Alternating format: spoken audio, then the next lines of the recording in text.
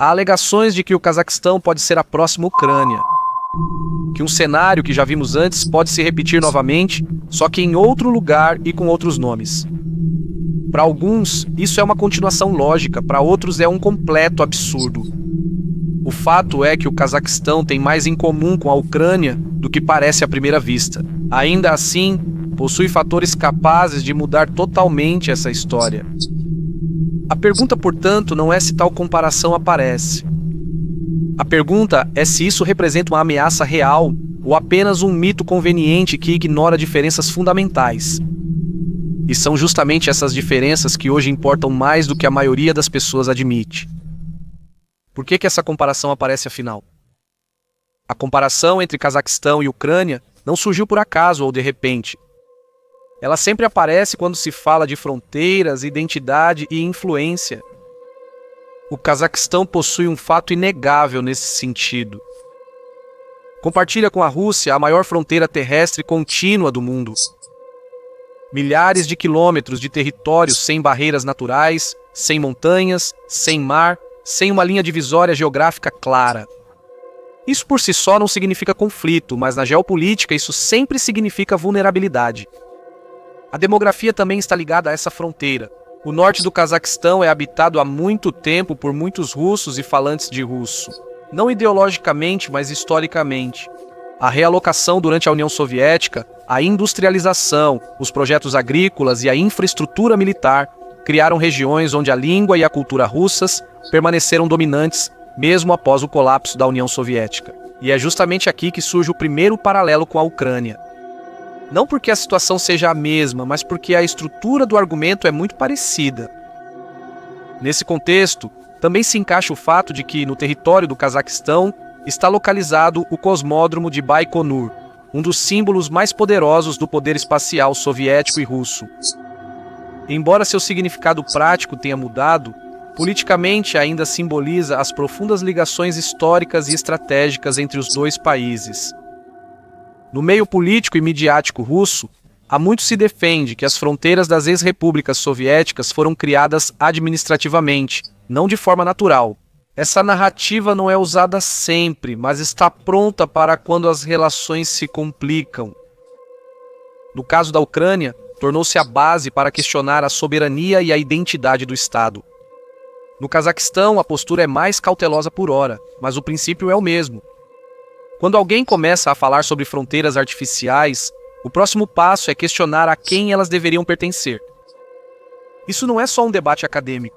Nos últimos anos, surgiram na Rússia declarações públicas de alguns políticos e comentaristas que questionavam a legitimidade histórica do Cazaquistão em suas fronteiras atuais, especialmente no norte do país.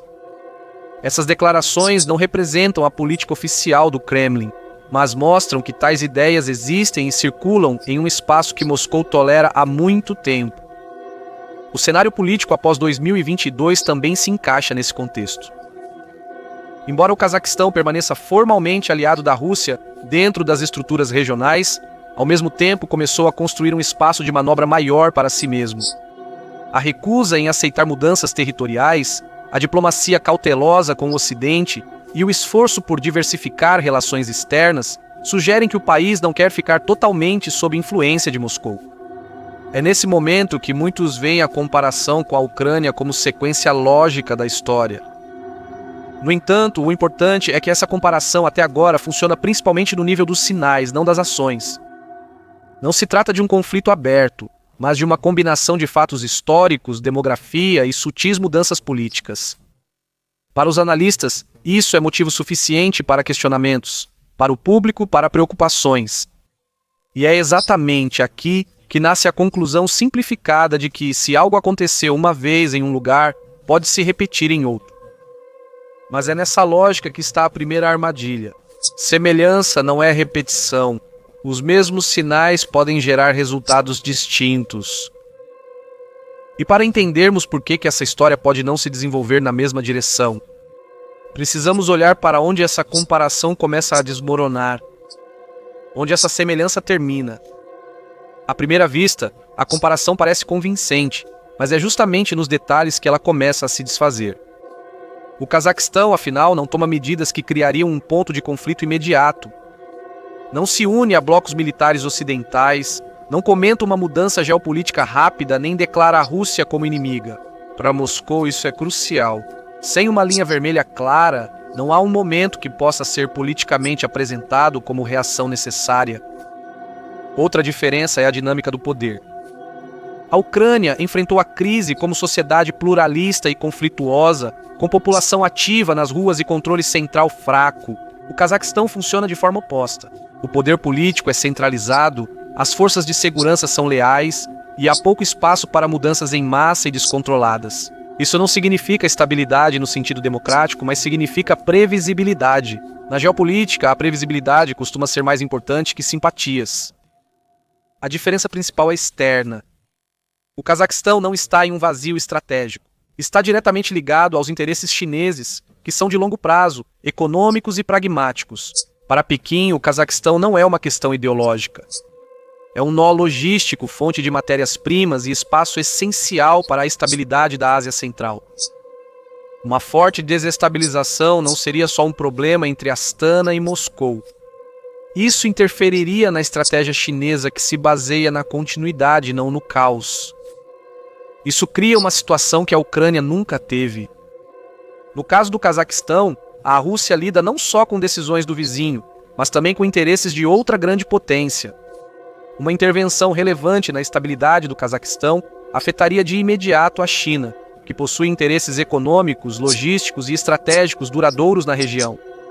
Não seria uma confrontação pública ou reação militar, mas uma resistência silenciosa e sistemática, dificultando a situação para Moscou. Além disso, nas condições atuais, a Rússia depende cada vez mais da cooperação com a China em muitas áreas, tanto econômica quanto tecnologicamente. Isso reduz significativamente sua disposição de arriscar ações que iriam diretamente contra os interesses chineses. Essa combinação de fatores faz o caso do Cazaquistão ser diferente do ucraniano. O resultado é um paradoxo peculiar. O Cazaquistão é vulnerável, mas ao mesmo tempo protegido. Não por tratados ou alianças, mas por interesses comuns que tornam o conflito aberto ruim para todos. Por isso, essa história segue na zona cinzenta entre pressão e estabilidade. Mas se o cenário de conflito direto não se aplica, resta outra questão. De que maneira é possível manter a influência sem ultrapassar o ponto sem retorno? É aí que começa o próximo capítulo dessa história. Quando os soldados russos chegaram, o Cazaquistão não é só um teste teórico para a influência russa. Soldados russos já estiveram lá, não em hipótese ou análises, mas na realidade.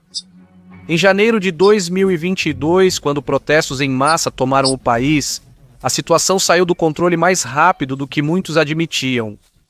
As ruas pegavam fogo, a segurança colapsou e o Estado ficou à beira do caos. Neste momento, o presidente Tokayev solicitou apoio à Organização do Tratado de Segurança Coletiva. Formalmente, uma aliança regional. Na prática, Moscou decide tudo. Tropas russas chegaram ao Cazaquistão junto com pequenos contingentes de aliados. Sua função era técnica e temporária. Proteger a infraestrutura, estabilizar a situação e ir embora. E foi exatamente isso que aconteceu. Os russos foram embora depois de alguns dias, sem lutas, sem ocupação. No papel, um exemplo ideal de intervenção limitada que não criou um problema de longo prazo.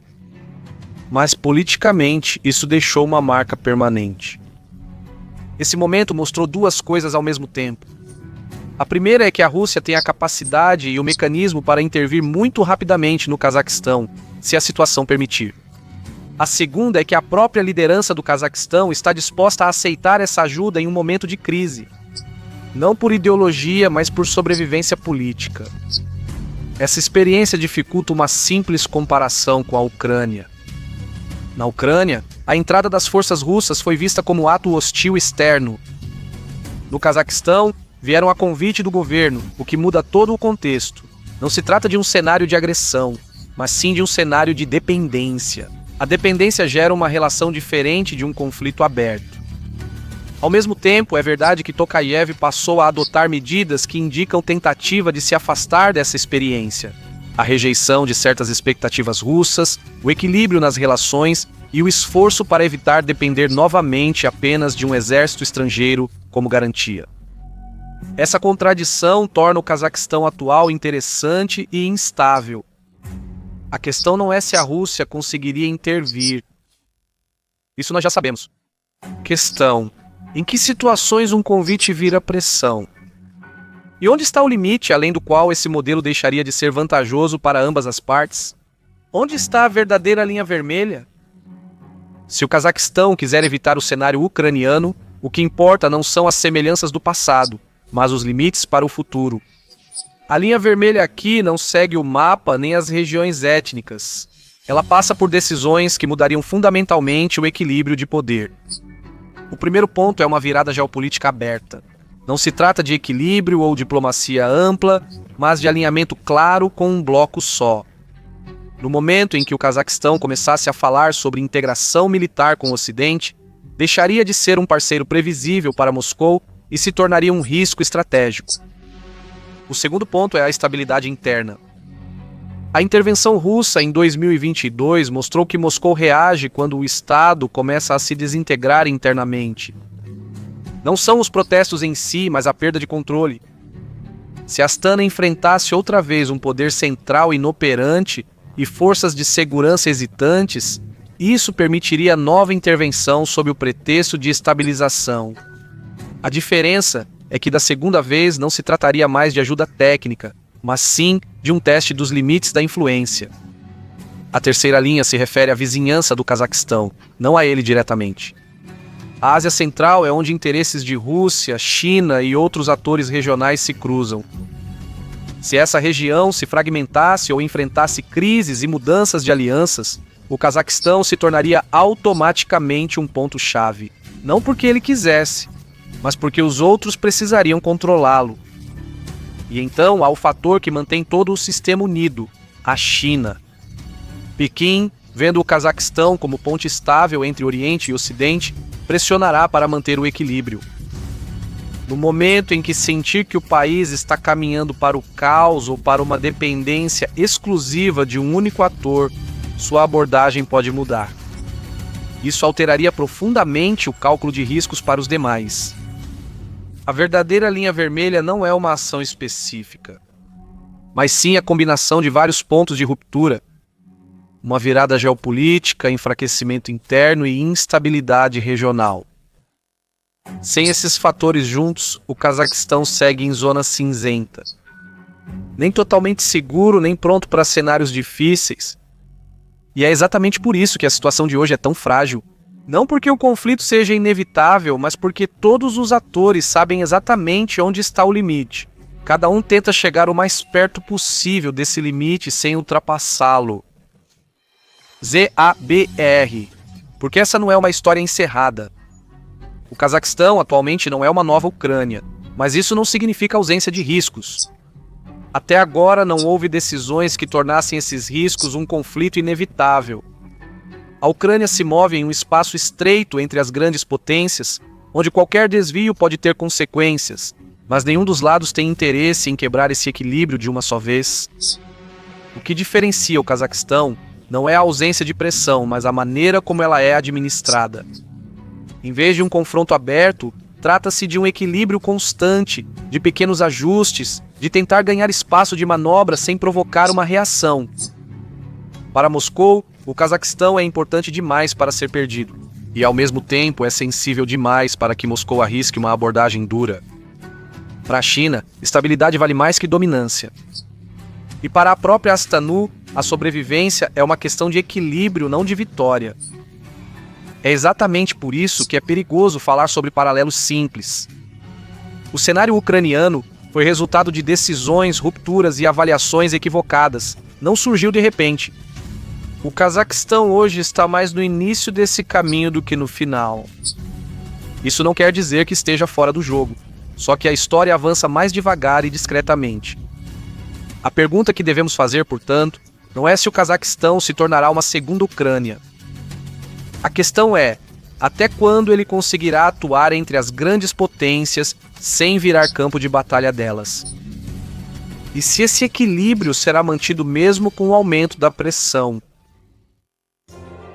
Se você gostou do vídeo, ficarei grato pelo like e não se esqueça de se inscrever para não perder os próximos vídeos nos quais estou trabalhando. Você pode apoiar meu trabalho agradecendo. Se quiser que mais pessoas vejam o vídeo, clique em recomendar. Muito obrigado.